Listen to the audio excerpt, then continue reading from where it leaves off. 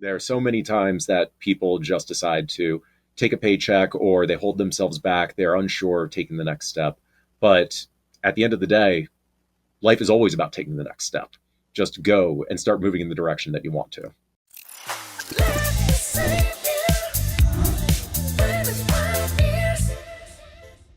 Welcome to the Let Me Save You 25 Years podcast. I am your host, Shawn David Nelson, sometimes known as that love sack guy. I've got a love sack story for you to tee off today's Shawnism.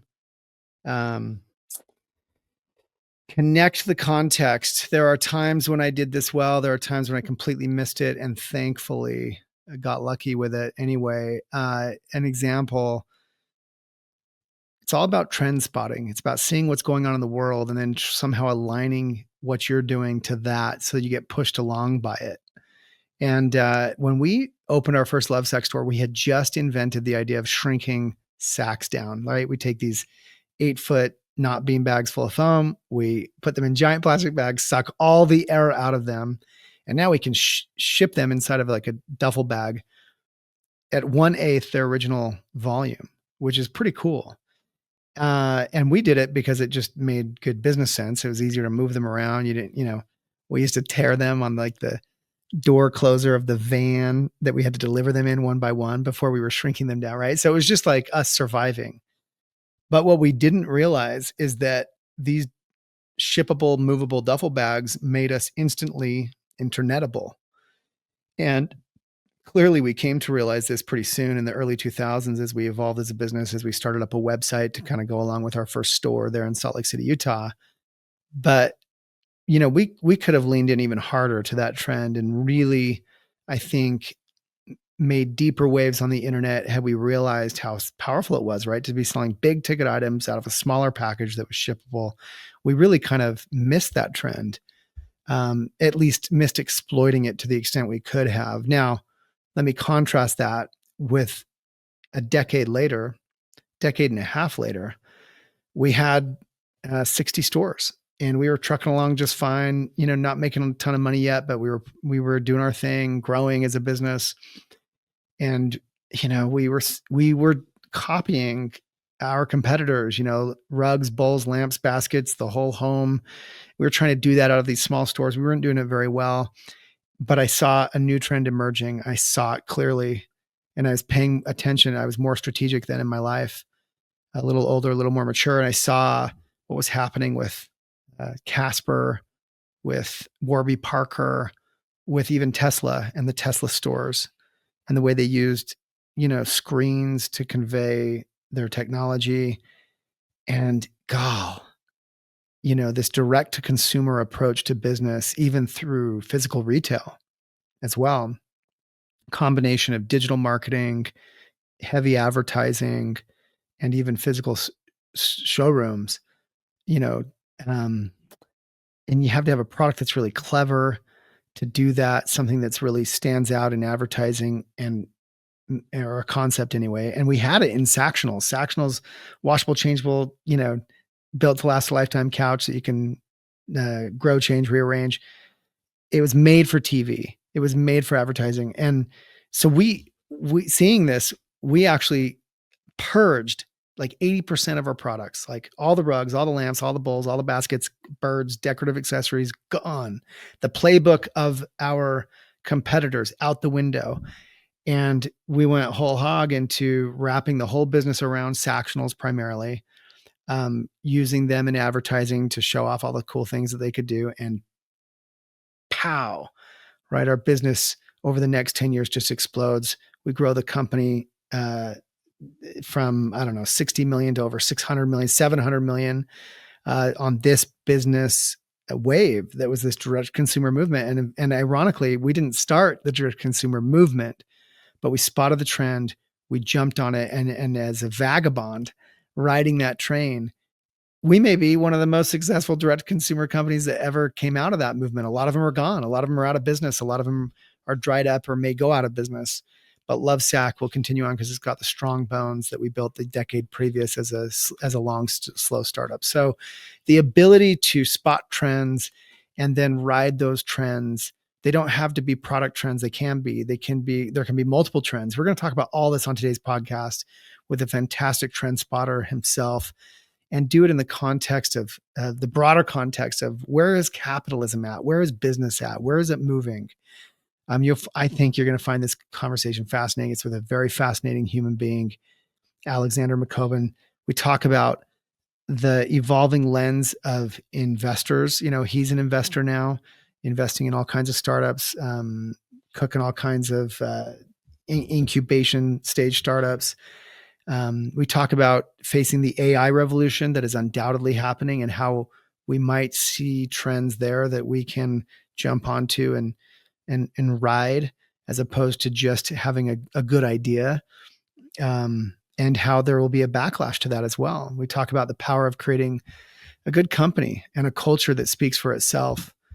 And the idea that it's about doing good and doing well at the same time, right? It's not enough to have a purpose, a vision, a mission. You also need to do well enough to pay the bills and make a profit and continue to fight another day. And I think you'll understand more how this works with our fantastic guest today, Alexander McCobin, founder of Liberty Ventures. This conversation goes all kinds of deep places. You're going to love it. Today's guest is a master at seeing the big picture and then making sure the rest of us can see it too. He's built a career out of connecting the dots that most people don't even notice are on the page. He's an entrepreneur, a visionary, and frankly, he's one of these guys you want in the room when you're trying to figure out whether your great idea is part of a bigger wave or just a weird little ripple. He is the perfect guest to have on the show to talk about today's Shawnism, connecting the context. Connect the context, because when you understand the bigger picture, you stop playing small and you start playing smart. Please welcome the founder of Liberty Ventures Network, the one and only Alexander McCobin. Thank you so much, Shawn. You were too generous with that intro, but I'm really excited to be here. That's all I got. I'm done. The rest is all you. Yeah, great to have you. For those listening, Alexander's a friend. We've seen a lot of road together, and I'm really excited to have him on the pod. Alexander, without thinking too hard, when you heard this idea, connect the context, what's the first thing that came to mind for you? Well, the big context for me and that came to mind is for anyone who's listening who runs their own business or is thinking about starting a business or just is an operator, is to think about the larger context in which we all operate as business leaders, which is capitalism itself, and recognizing that the only way that we're able to start businesses and we've been able to see humanity flourish the way it has over the last 200 years is thanks to this radical idea that people should be able to voluntarily produce and trade things with each other, which is pretty radical in human history, actually. And that when we lean into the principles of capitalism, or say conscious capitalism, which is where you and I met, that we can do so much more to elevate humanity. And I want more business leaders to think about that system and how they can live it out in their day-to-day lives and businesses. That's awesome. I mean, that's such a great, super zoomed out place to start, because I think it's obviously something most of us take for granted. It seems pretty obvious to most people experiencing life in the West, and the West is a broad phrase, but experiencing life on Earth in modern society, this idea of people, trading with each other, buying and selling, free to follow their own best interest, to act in their own self-interest, is not something that always existed, is not something that always exists. It's something that has to be protected. It has to be celebrated. It's constantly under attack for all kinds of reasons. And I know, Alexander, with your work at Liberty Ventures and your work before Liberty Ventures, you've always been championing these ideals. Where does that come from? Why are you so passionate? Obviously, let's explain to everyone. So real quickly, you can explain better, but I'll give a quick tee up. At Liberty Ventures, you're both championing these ideals of capitalism. I think of libertarianism to some degree. I think free markets broadly, but you're also investing in companies. You're cooking startups. Um, why are you so passionate about this, and how do you connect it through Liberty Ventures? So you're spot on with all of that, and to provide some the context for it, for me it all started as an intellectual project, really, because I originally planned to become a philosophy professor when I went to college and was going to live in the ivory tower. I love the world of ideas, reading and writing. But while I was in college, I had also started a few small businesses, both for profit and nonprofit. And one of them, a nonprofit called Students for Liberty, was really starting to take off. And that's where I really started to see the practical importance of the principles of liberty and capitalism, Hmm. because I was no longer just reading about human rights or individual liberty. I was working with young people around the world whose liberties were being restricted. I had to Hmm. help some of our student leaders actually flee their countries when they were about to be arrested because they disagreed with the government. I was talking with young leaders who were starting protests in countries like Brazil that actually became really big protests that led to the impeachment of the president for corruption, which we never imagined would happen. And also saw young people who were doing things like starting unicorns out in Silicon Valley, like Thumbtack and PandaDoc. And it became a lot more visceral for me through that. And after running Students for Liberty for a while, I got connected with some other incredible business leaders like John Mackey, the founder of Whole Foods, who is a friend of both of ours. And it was him who recruited me to go and run the nonprofit that he had started, Conscious Capitalism, to really think about how we can elevate humanity through business and think beyond just profit as an end in itself, but seeing profit as a means to fulfilling a larger purpose in business. Right. Which, by the way, for those listening, I'm a member of Lovesac's, a sponsor of Conscious Capitalism, also a supporter of Liberty Ventures. I think of Conscious Capitalism and Liberty Ventures as some kind of cousins. You're both built on the same ideals of, like you said, leveraging business as a force for good, which is a powerful notion, given that in this day and age, as we know, if you're paying attention to various points of research and whatnot, most institutions are not trusted. Business lived through a period of time where it was very untrustworthy in many people's minds. You have big tobacco trying to addict people. You have all kinds of scandal after scandal.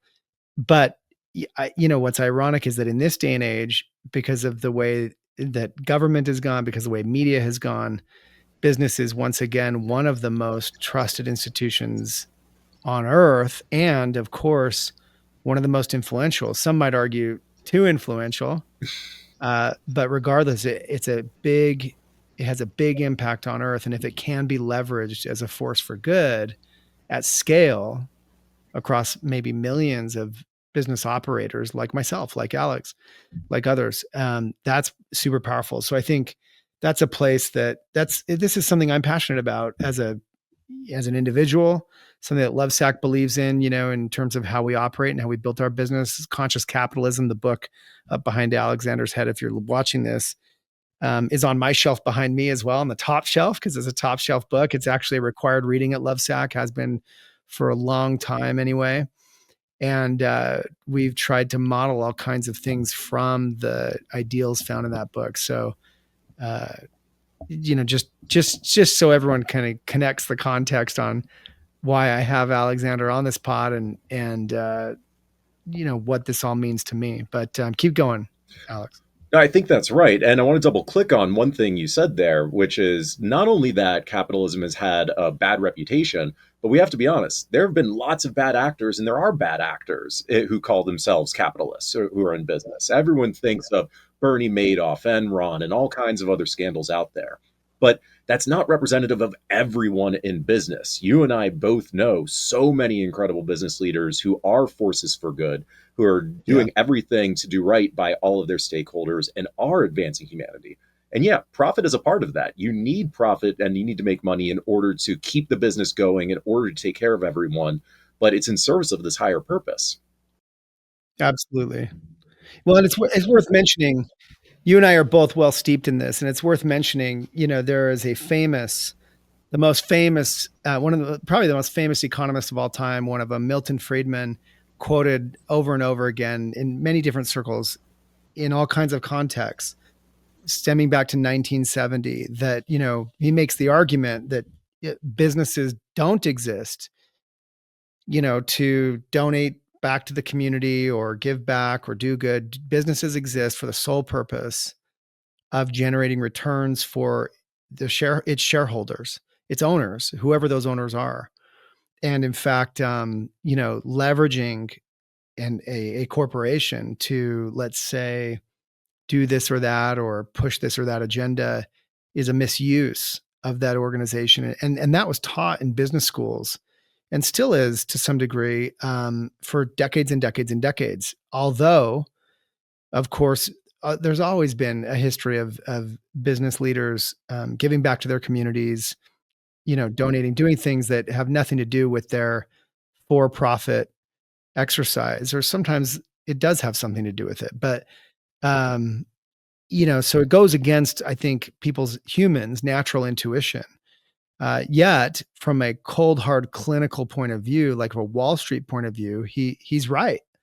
Right, from a Wall Street point of view, that entity is there, and in fact, even a CEO is just in service to that entity, generating returns for its shareholders. Where Alexander he chose his words very carefully. He didn't say shareholders; he said stakeholders. What's a stakeholder in a business? It's any person, not even person. It's anything that's affected by that business. So yes, employees. Yes, of course, shareholders who own a piece or even maybe the bulk of a business. Yes, share employees, families. How's that? The environment, the community the business operates in, the earth the business operates on, are all affected, like it or not, by the operations of that business. And through conscious capitalism, through, I think, a lot of what Liberty Ventures represents, this stakeholder mentality where all stakeholders can be considered, and the entity can be leveraged to drive benefit to all those stakeholders simultaneously. Look, some differently than others, some more than others, but that kind of consciousness is what conscious capitalism is referring to. And this is a well-tread philosophy. It's a philosophy that we've embraced at Lovesac. Like I said, we've required all our leaders to read this book. We want to be held accountable to these ideals to some degree. At the same time, we got to make money. If we don't make money, we can't keep existing. We can't keep paying everyone. And so to balance that requires just a lot more energy. And that's why it's so much easier to just say, nope, Milton Friedman is right. All I got to do is make tons and tons of money. But when that happens, as we all know, there's all kinds of adverse outcomes, right? Corporations do all kinds of rape and plunder and pillage the earth and do all kinds of terrible things because, hey, we're making more money if we do it this way. And so conscious capitalism, everything Alexander represents, flies in the face of that. And I know this is a bit of a speech, but it's important to bring everyone into the context, into the shared ideal that Alexander and I share. It's a shared philosophy. And by the way, it goes way beyond me and Alexander. There are all kinds of people that have embraced a stakeholder mentality.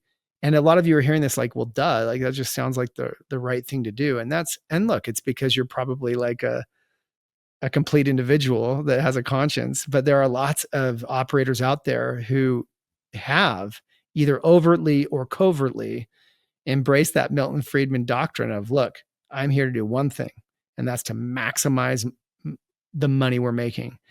And again, that has all kinds of adverse outcomes. And that's the reason business has been given a bad name in many respects, is because of those kinds of motivations. And look, it's controversial. There are investors who do not like the stakeholder approach because it can distract a management team to kind of doing other things and saving the whales or whatever. But I believe there's a great balance there, and we're going to unpack that further. So pardon me interrupting, Alexander, but it's very important that everyone understands where where you and I are starting from. 100%. And I actually don't know if you know this or not, but Milton Friedman and John Mackey actually had a debate between themselves about this back in the early Yeah, 2000s. Have you read that in totally. Reason magazine? Absolutely. And it's I mean, look, John Mackey is the co-author of Conscious Capitalism and a friend of both of ours and founder of Whole Foods and really one of the thought leaders in this realm. And that's a great one for people to go dig up. John Mackey v. Milton Friedman. I love it. It's great. And what I love about that is by the end of that debate, Milton Friedman was basically agreeing with John. He was saying, oh, well, when you adopt this higher purpose and you take care of your stakeholders, of course, that's going to result in more profit. It's going to help the business grow. And the key here that a lot of people misunderstand about conscious capitalism is that it's not about saying profit or money is bad. It's not that shareholders don't matter or you should take from shareholders and give to others. It's actually that when you think about your higher purpose and you recognize the interconnection of your employees, your customers, your community, and your shareholders, you actually realize they are interdependent. They work hand in hand, and you can find win win win solutions where everyone's better off. That's the goal. That's what any good business leader should be trying to do. Yeah. And in fact, the book Conscious Capitalism makes the attempt to reveal, by acting in these conscious ways and considering stakeholders, businesses ultimately can be more profitable to the bottom line because of these healthy ecosystems they operate in. By ecosystems, I mean when they're considering the well-being of their employees, their communities. Obviously, these are things that bode well for the business's long-term outcomes. But again, some of those long-term approaches cost us money or cost us time or cost us energy or distraction in the near term. And that's so it takes an investor's mentality and a conscious mentality in order to operate that way. And it's something that, again, that I believe in, I advocate, and Alexander spends his whole life advocating. I'm a CEO of a public company. Alexander is trying to advance this. I mean, so take us there, Alexander. Like, how are you trying to advance these ideals on your own through Liberty Ventures, all of it, and why have you chosen to operate in the way you're operating now with Liberty Ventures? So you're absolutely right that Liberty Ventures is kind of a cousin of conscious capitalism, or for me, it's an evolution of what I did at Conscious Capitalism, the nonprofit. Because while running the nonprofit, I realized there were certain limitations in what you're allowed to do just from the legal structure. We are able to spread ideas, educate people, but we're basically prohibited from actually helping businesses scale and actually being a part of the business ecosystem. And yet, any good conscious capitalist doesn't just want to talk about elevating humanity through business. What you're actually doing with Lovesac, what so many others are doing, is actually building those businesses that are elevating humanity.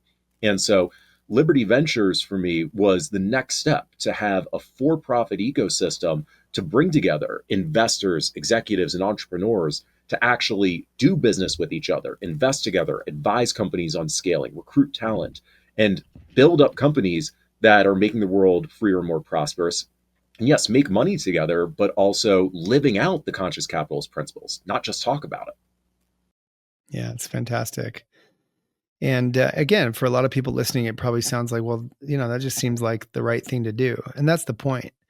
I think it is the right thing to do. It is the right way to behave and to lead a business, but it's still controversial because it can be easily perceived as kind of a distraction to making all the cold hard decisions that can drive the most profit for a business. And so this is a controversial topic. Now back to this ideal of the Shawnism, connecting the context. What are the context cues you see flying right now? The waves of and trends that are most important for business leaders to be cluing into, trying to, because before we got on, I shared a story of how, unbeknownst to me, part of the reason Lovesac was successful even right out of the box, when we opened our first store, was because we were shrinking sacks down. And to us, it was just a way to save space and kind of transport them. But that made us instantly internetable at a time when the internet in the early 2000s was kind of like becoming a thing. And I didn't, I honestly, I wish I had connected that context. I mean, it's not like I was ignorant to it, but it wasn't what drove me. But in hindsight, it's a lot easier to connect dots sometimes than looking forward.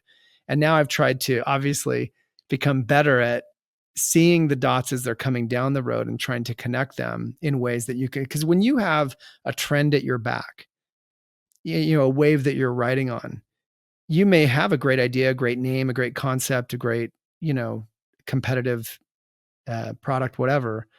But it's so much more powerful when it's riding on a wave that's bigger than you, that's bigger than, even your product or idea or brand or whatever. And so, what trends do you see out there, Alexander, that people should be thinking about today? Maybe inside of the bigger ideal of capitalism and everything else happening. Well, there are two big trends that I'm seeing, and I'll focus on the latter, but touch on the fact that you're absolutely right. For a long time, Milton Friedman's shareholders only maximize profit at all expenses mantra was dominant in business. And that pendulum has really started to swing over the last decade. And I think in some ways it perhaps swung a little too far to the opposite direction, where started to say profit is bad in business or that certain stakeholders should be elevated above shareholders instead of getting to that integrated approach. Give an example. Give an example so people understand what you're saying. Well, I'll say I think a whole lot of the impact investing world actually had good motivations, but fundamentally got it wrong, coming in and imposing certain goals on businesses for what they should care about and actually deprecating the importance of making money, giving and creating returns and creating real value. When the And what's goal impact investing for people not tracking?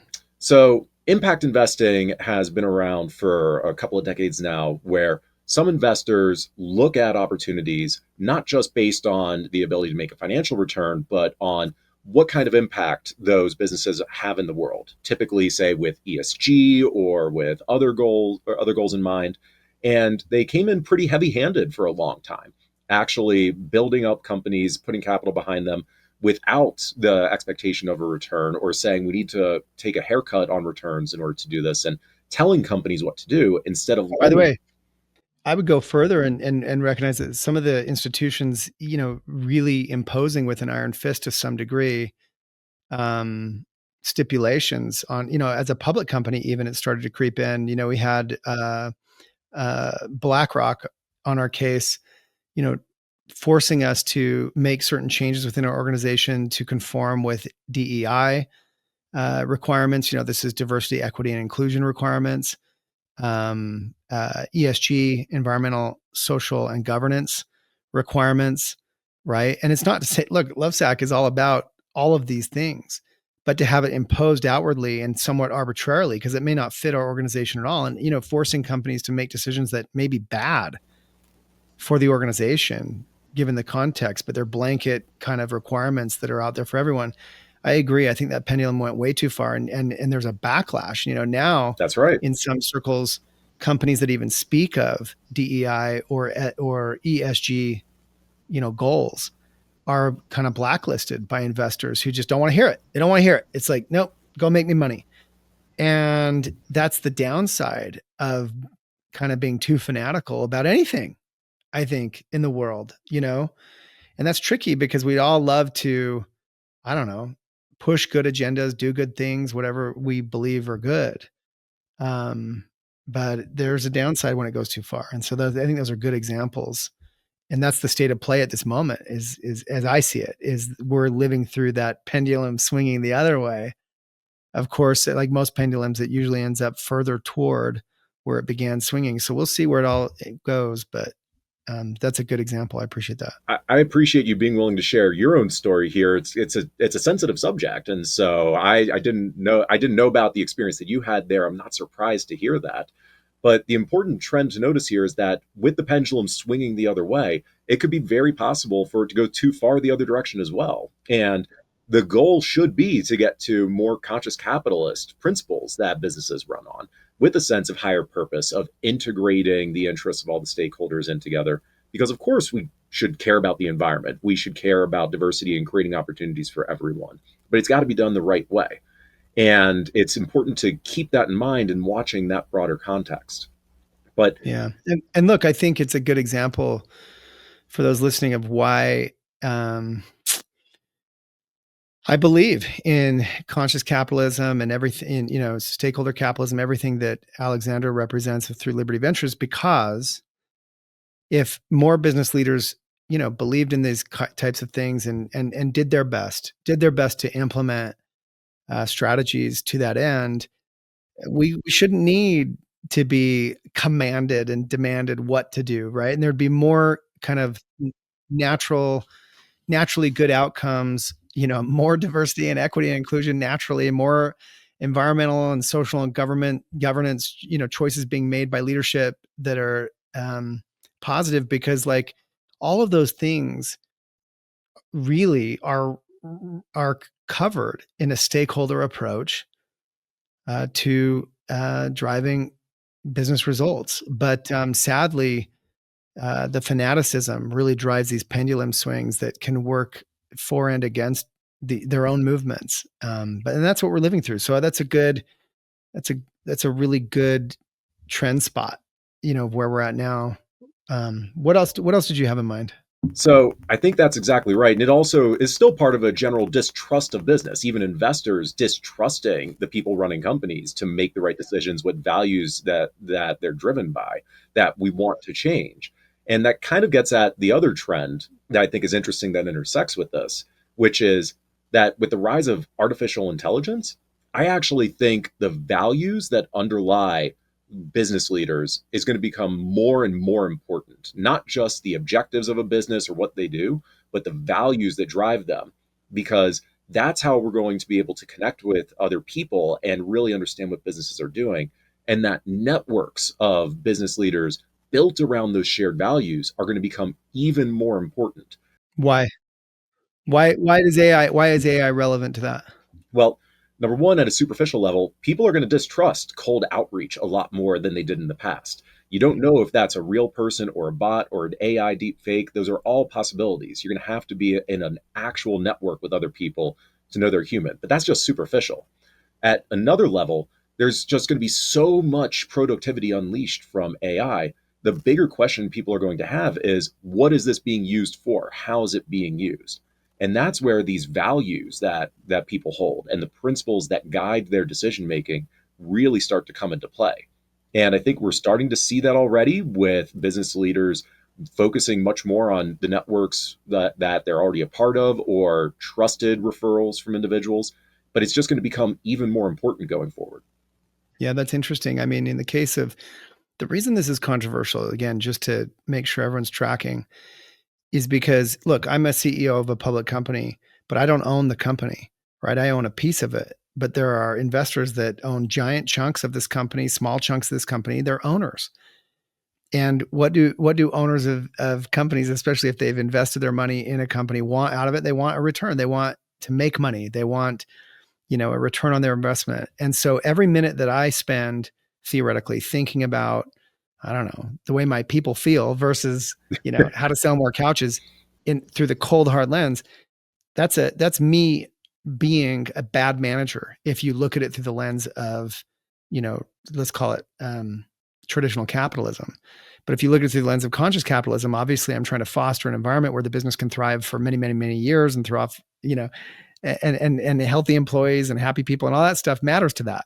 Now, what will an AI operator, whether it's operating a company or whether it's operating even just a function within a company like outreach, what are the values driving that bot, let's call it, to make it cold?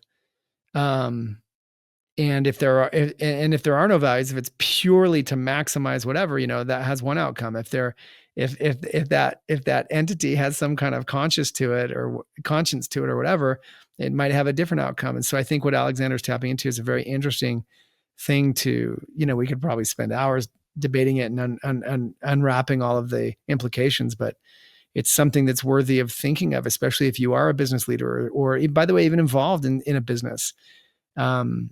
These are things that we should be aware of because, we can't have our head in the sand with AI. Having our head in the sand with AI would be just like having your head in the sand about the internet in the late 90s, early 2000s. And, even a decade ago, even last week, we are on the front end of that of that massive wave, and it's going to be very interesting to see how that unfolds. It will. And so let me put it another way, take it to this level. Given that AI is getting to the point where it's going to be able to do so many of the tasks that people are spending their time on right now, what's going to really make us as human beings different from AI and keep people employed and keep building businesses are going to be relationships and the ability Mm, to interact with other people, especially over the long term. And that's where you really start to think about what are the values of the people that I'm doing business with, not just the values wow. of other employees, but the values of your suppliers, of the distributors that you have over at Lovesac. Can you work on the same level and trust each other in order to be able to keep doing business in the long term?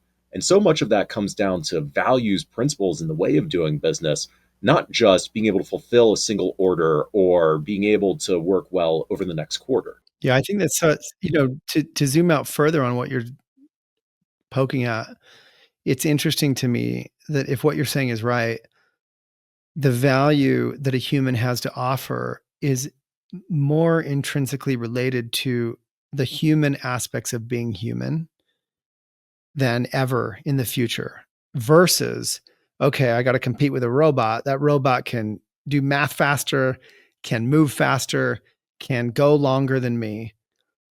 Uh, and so your only competitive edge really is the empathetic human side where you have the ability to, let's say, foster trust or who knows what, pick a industry. And I think that's interesting for people to think about because, by the way, it's I think a little bit disconcerting that all of this, if what you're saying is true and what we're kind of kicking around is true, I think it's happening in the context, back to this idea of connecting the context of, let's say, this generation to some degree growing up in some respects with weaker people skills. COVID didn't do us a lot of good from a social point of view. People further cocooned inside their homes, entertaining themselves, removed, making, you know, whether you could argue they've learned to be very clever with their thumbs. They can make, really, really funny comments on memes or who knows what. Okay. But on the other hand, can they look me in the eye, have a conversation and build trust with another human being? And maybe that will be more valuable than ever. And in fact, if you want your kids to be, I think this is what I believe anyway. If you want your kids to be on the winning side of the moves that are coming, find ways to raise kids that can speak clearly, communicate well, look people in the eye, and develop the human skills of being a human. Even more, by the way, even maybe more than engineering and math and coding and all those things, because if AI has proven already in its infancy what it can do the most and what it can do the best and the fastest, it's those things that we used to be pushing our kids into. And perhaps now the soft skills of communication and leadership become more valuable in the future world than ever. And that's going to be rarer and rarer given that so many kids have been sequestered in front of devices in their own living rooms now for so long in different formats. I think you're spot on with all of that, Shawn. And I'm actually really curious to hear how you're teaching your kids this and raising them there, because I think it's not just the communication skills, it's also a matter of character. And this builds up into a business because a business is just a group of people working with one another to serve another group of people and many groups of individuals there. So it always comes back to understanding the human nature of business. And I think it is going to become more and more important, especially with relationships over the long term. You know, I love that. And by the way, it doesn't have to apply to just kids. It can be yourself as well. What are you doing to cultivate character, to cultivate a personality, that can set you apart from others, cultivate a network of humans. I think it's the future. Ironically, I used to think 10 years ago, I encouraged everyone to go into engineering. And I'm not saying that's a bad place to go, but I just think that more and more these soft skills of, that we're talking about, these human skills are going to really be what sets us apart in the future because machines will be able to do so much that is cold, hard, and calculated. So to answer your question, Alexander, yeah, off the top of my head, look, let's start with a moral framework. I I am a member of the Church of Jesus Christ of Latter-day Saints. I can't imagine raising my kids any other way.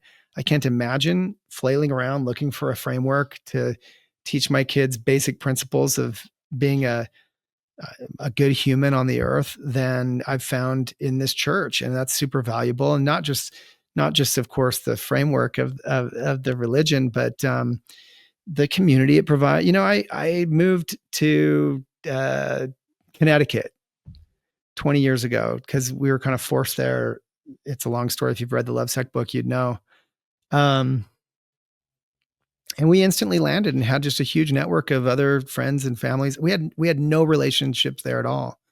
But all we had to do was show up to church on Sunday. We had this huge network, and so forgetting even the moral framework of it, just the actual power of being part of something bigger than yourself. That's a huge one. Another one is, this is so small and tactical, but it's so dumb. But I can show you the difference on a day-to-day basis. I will never order food for my kids if we're out and about doing. And what I mean by that is I'll buy them food, but like I make them step up. I won't speak for them. My youngest, she can stand there and order her ice cream and speak loud enough for the people to hear and speak clearly and look at them in the eye. Cause if she kind of doesn't look at their face, then they can't, if she mumbles what she wants, they're not, and I will, it was painful, especially when they're young.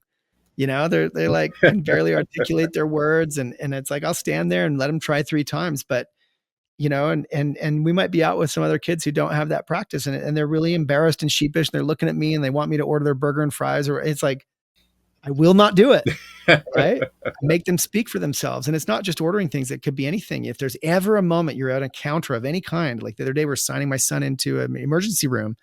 He had to get his ear checked out. He had an ear infection. And, the nurse looks at me like, what's his name? And I kind of scoop my son up and I'm not going to speak for him, and here he is with an ear infection, speaking for himself and speaking up and, reporting his name and his social security number, whatever he had to give her. And there's a great value in this. So look, from the moral framework side, however you get there, daily teachings to the smallest habits that we can develop as parents, both for our children and for ourselves. Are we doing these same things for ourselves? Are we practicing? Are we practicing doing kind things, doing service for others, looking outside of ourselves? Are we practicing building rapport? Read all these books behind me. Are we practicing the things that it teaches you and how to win friends and influence people and looking people in the eye and using their name and all, on and on and on and on and on and on and on. And it's like, holy crap, Shawn, I don't have time for this. It's like, welcome to the real world. You want to compete? You want to compete against robots? It's like, don't take it for granted. Just because you're a human doesn't mean you're good at it. That's right. And what you're even getting at there and sharing how valuable the church has been for you is that it's not just a deontologically good thing for us to have a moral framework. I can come back to my philosophy days, but it's consequentially good. It actually leads to a better life as well. It creates these communities that we trust, that we're able to work with. It creates opportunities for us.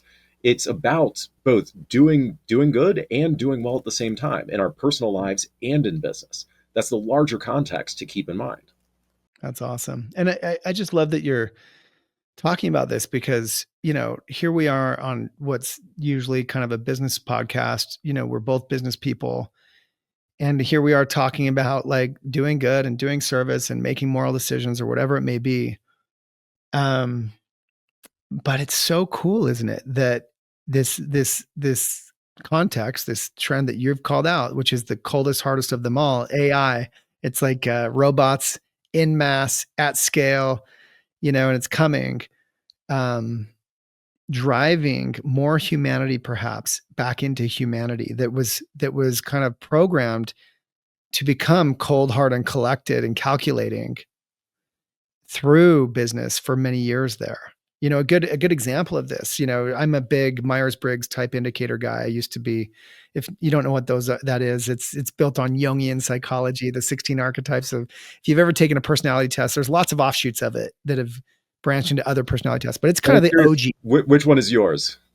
So my Myers-Briggs type is, to my knowledge, the most common amongst all founders of businesses.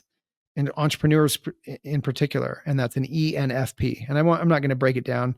You can look it up. It's really interesting. But my point is, if you go to administrators of businesses, so those who run Fortune 500 companies and whatnot, they are the polar opposite of my personality. They are ISTJs. And my point is, business executiveship has, over the many decades, this is a proven fact, kind of forms you into an ISTJ to be successful in the cold, hard, calculating world of business as it was perceived for many decades. But if you want to create things, if you want to go out and build things, you are better served to have a personality, more like mine. And by the way, we're born with our personalities pretty much. So, and nature nurture, we could spend hours on this, but, my point being, there are strengths and weaknesses of every kind, but the world is evolving. And I think, ironically, we will be evolving to where people that have some of these strengths that were less valued in business before will actually be more valued when you're put into competition with robots and AI. I think that's absolutely right. And I will push back a little bit. I think that our Myers-Briggs types do evolve with time if we want them to. I started out very INTJ, very introverted. And whenever I take the test nowadays, I'm ENTJ. Absolutely. And I think that we are going to see these types evolve for people, because you're spot on. There's a big difference between managing a giant bureaucracy, which is what professional managers are trained to do in business school, and they're trained in the companies to be able to do, because that's what a lot of big public companies are. They're giant bureaucracies, versus Absolutely. being a But by founder. the way, it's the reason that I have such great business partners. Like, I'm the CEO of Lovesac, the president of Lovesac's Mary Fox. And, she has a different personality type than me, and very different strengths than I have. And that comes back to self-awareness, which I'm always preaching on this podcast. But these are great. These are great examples of connecting the context, Alex. And as you look now, you're building a business, you're building a fund, you're investing in businesses. You get the chance. The cool thing about being in a fund is you get the chance to see all kinds of businesses, product businesses, tech businesses, whatever. Any other interesting examples of, entrepreneurs, business leaders, whatever, that you've seen successfully connect with an evolving wave, and whether their particular product or idea was even that strong, it was the wave that kind of carried them to some success. Have you ever seen that happen in your Absolutely. travels and observations? Yeah. So a company that is actually out in your neck of the woods, I'm not sure if you're familiar with Angel Studios out in Utah. Mhm. What I think Sure. is really interesting about them, and that was actually a company that we invested in, and I love the founders. They're very, very values aligned, great conscious capitalists. Is that they wanted to create really good, virtuous content that's also promoting principles that they believe in the world. And they took a very different tact than the Amazons and Netflixes of the world. Instead of relying on algorithms to tell them what viewers want to see, or just relying on the old Hollywood model of individual directors and producers' judgments, they got their viewers involved in evaluating scripts, movie and film ideas, and actually Cool. voting on what they should produce next. So again, Mm. it's actually leaning into the human nature of business and getting more people involved at a more human level. And what that's actually done is two great things for them. Number one, it gets people bought in and gives them really valuable feedback about what films and TV shows they should create.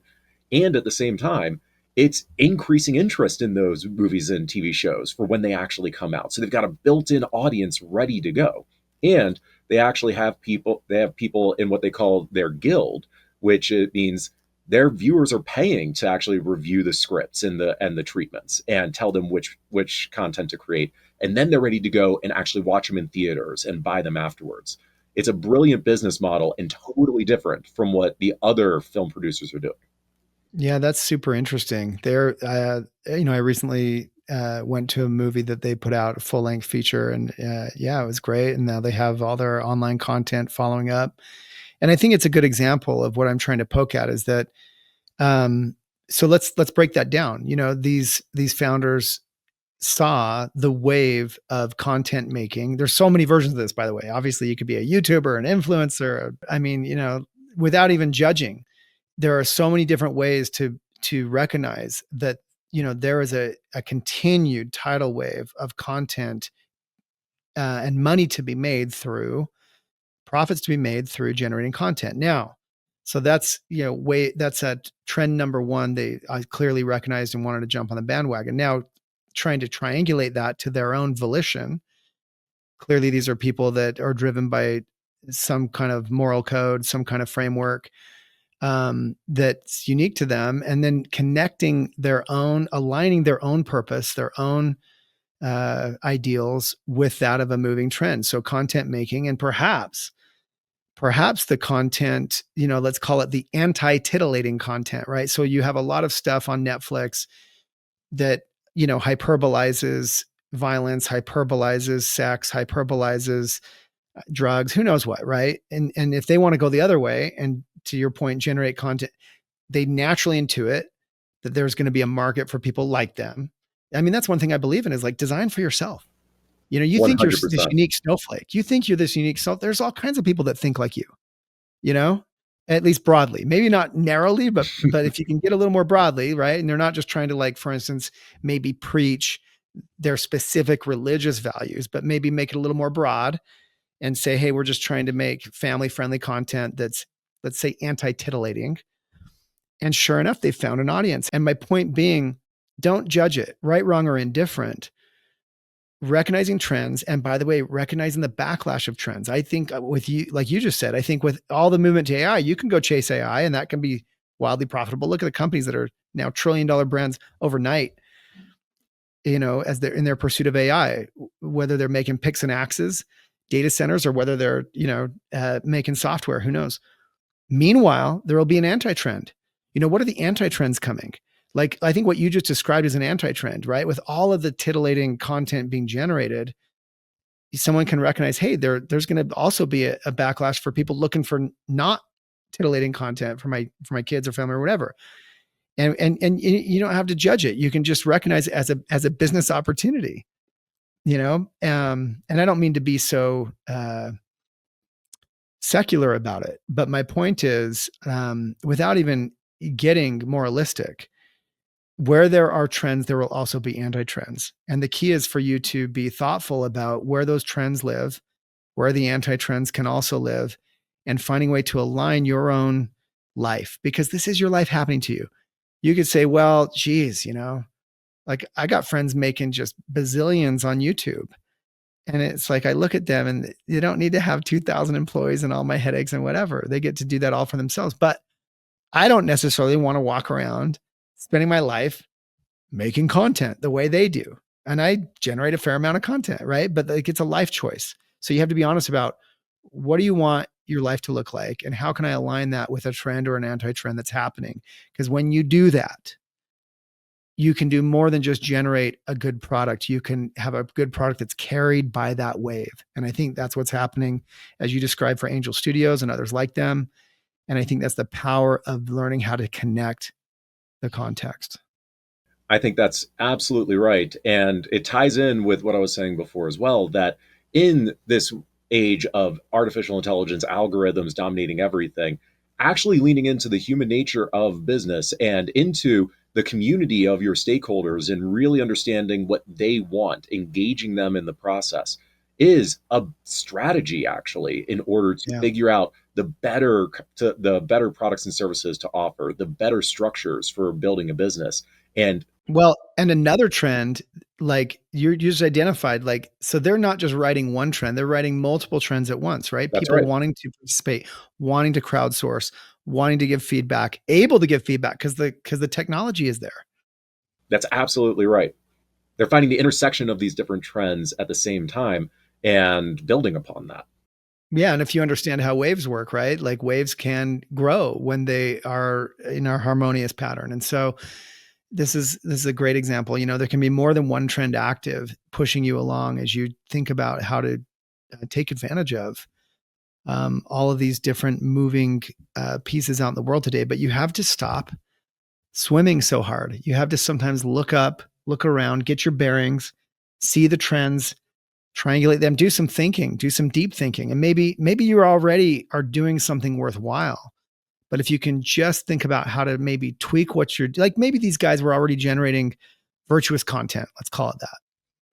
But when they might have simultaneously recognized the trend, as you're describing, of crowdsourcing feedback and real-time feedback, and letting people, these different things. And where can you see these trends? Well, you can see them happening, for instance, on some of the like what is it, websites that you put business ideas up and people invest in them, and you can see different versions of these things happening. It's like, how can I then take that trend and apply it to my thing?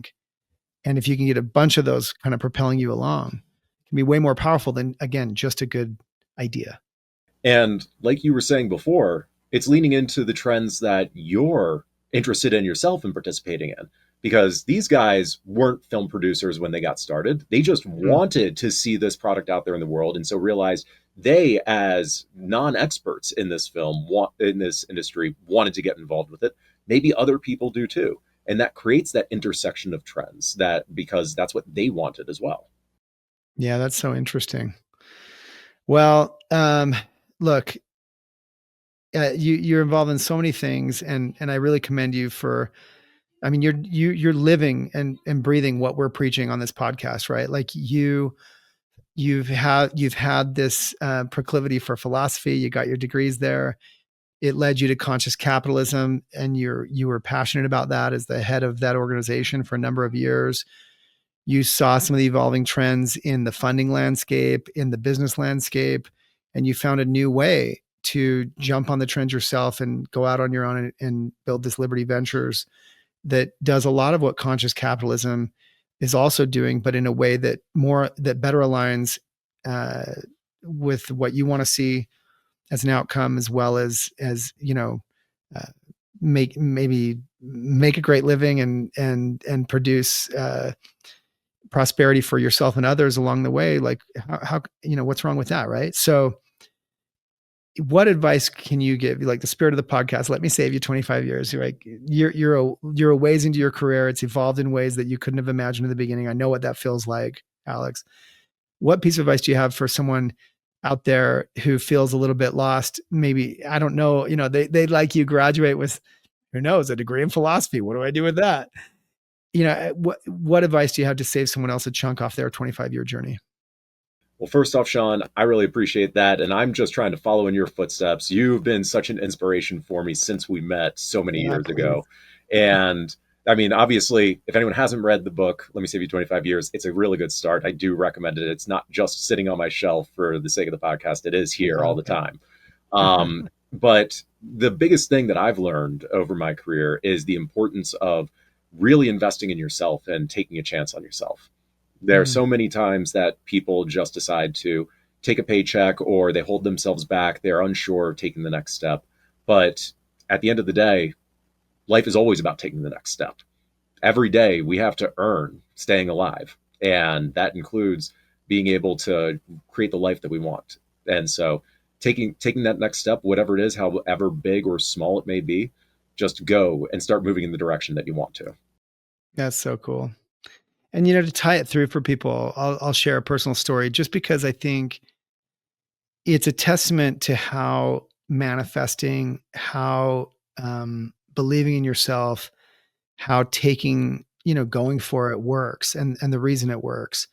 When Alex first launched Liberty Ventures, he had to, I think, take a big risk of booking one of the most expensive venues on earth, Necker Island, Richard Branson's private island, to try to make a splash and make a name and get a bunch of people aligned with him. And that was probably a huge risk, right? You probably had to make a big deposit on a credit card somewhere and go for it. Just like when I had to build a Love Sack factory, hoping that, people might sign up for a rather expensive soiree down on Necker Island, meeting with other business leaders, talking about these principles, all this stuff.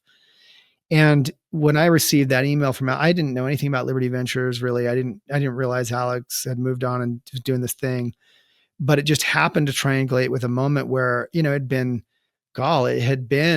20 years since I was last on Necker, having won Richard Branson's TV show. And I wanted to kind of go back and reconnect. And I kept putting it off for years and years and years because I just got busy, Love Sex busy, another year gone. And it was just an excuse for me to, I'm going to jump on this. And I had the intuition, like, my guess is Alex got to get other names on there. I'm going to commit to it on day zero because he might be able to use my name to get other people to glom on, just because that's how momentum works, right? And I'm not saying I did him any favor. What I'm saying is Alex couldn't have known when he sent that email that it coincided with this thought in my life that was independent of what he was trying to do. Right. And I was obviously also very grateful to participate in his event and meet all these great people and talk about these great concepts down on Necker Island. But he couldn't have known that. But that's the way the universe works. And it will not reveal itself to you. It's not like Alex and I could have caught up over dinner and that would have come up. And then he would have connected the dots and said, ooh, I've at least got one guy who will come to Necker Island with me. Right. He had to just put it out there, take the risk and go for it. If you build it, they will come. And that's the cold, hard way the universe works. But for those willing to invest in themselves, I just have to second what Alex told you. Find ways to take the leap, take the risk. It doesn't have to be as dramatic as quitting your job or whatever. It can start as a side hustle, or it can, by the way, be something you do on the weekends. But follow your instincts, take the risk, invest in yourself. It's great advice from Alexander McCobin. Thank you, Alex. Thank you, Shawn, for that. And your story is absolutely spot on. And I think I told you before, you were the first person who signed up for that retreat at Necker. And that was a huge shot in the arm, a boost of confidence in me taking the risk there. So got to thank you for that. And again, just for everything you're doing with the podcast, with sharing this with everyone, and being the example of conscious capitalism that we need out there to inspire others. No, I'm grateful for your kind words, and thanks for coming on the pod. Look, you got to follow Alex on LinkedIn, Alexander McCobin, on Instagram at McCobin. It's like McLovin, but with a B. No, it's MCCOBIN. That's a good handle, Alex. At McCobin. And for everything else, Alexander, check out his website, mccobin.com. Thank you so much to the conscious capitalist, the scuba diving sage of startups, the leader of Liberty Ventures Network himself, Alexander McCobin.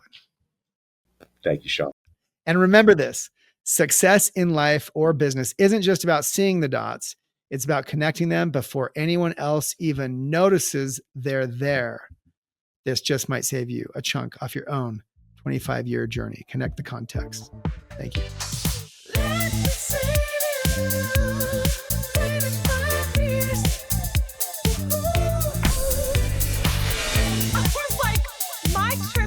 Once a year to take my friends away should not be the budget for your bike across America. TikTok has become an aggregator for some of the dumbest human actions. When I won that million, I was $2 million in debt, barely hanging on.